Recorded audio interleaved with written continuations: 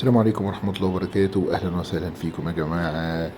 زينة رمضان وفوانيس رمضان وكل سنة وانتم طيبين. وطبعا الاستعداد ليها نزل خلاص والناس بتعرض كل حاجة. هنا احنا في مدينة نصر. وطبعا يا جماعة في الحي السابع قصاد اريبياتا في فرشة كبيرة قوي عليها طبعا حاجات كتيرة ومتنوعة من فوانيس رمضان وزينة رمضان، وأضافوا حاجات حلوة قوي من حاجات خان الخليلي. وفي حاجات للأطفال ولعب أطفال وفوانيس أطفال، فوانيس كبار، فوانيس زينة، فوانيس شركات، فوانيس شوارع. كانت مختلفة الأسعار ومختلفة الموديلات، وطبعا أسعار متفاوتة يا جماعة. طبعا ادي المكان اهو.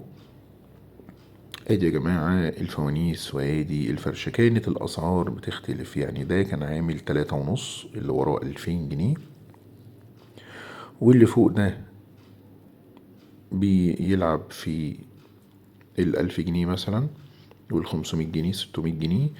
طبعا في حاجات صغيرة اللي هي 30 جنيه وال40 جنيه، ودي الحاجات اللي هي كانت في الأرض. طبعا يا جماعة فوانيس هي عادة رمضانية. دول بقى اللي هم بيقدروا من 30 40، ده ب120 الكبير، اللي ورا ده ب40. وطبعا دي 750 بيتحط فيها لمبة بتعمل إنارة حلوة. أول واحدة ب750، تاني واحدة ب600، تالت واحدة ب550 و400 يعني ممكن تفاصل برضه. وطبعا يا جماعة بتحط فيها إنارة بالدين نحاس على فكرة، عشان كده سعره عالي.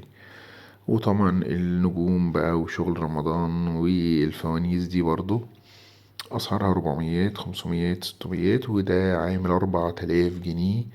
ده سألته على سعره قال لي 4000 جنيه. طبعا نحاس بالكامل، بيتحط فيه لمط برضه بيبقى له إضاءات.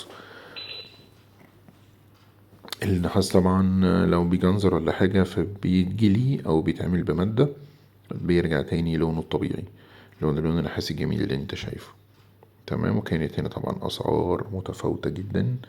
من حاجات خشبية طبعا أسعارها برضو بتختلف، طبعا عشان موضوع الأسعار والكلام ده فربنا يسترها.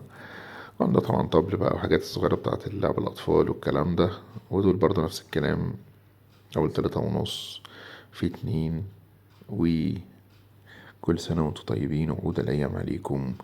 وطبعا يا جماعة استعدادات رمضان، وربنا يكرمنا إن شاء الله.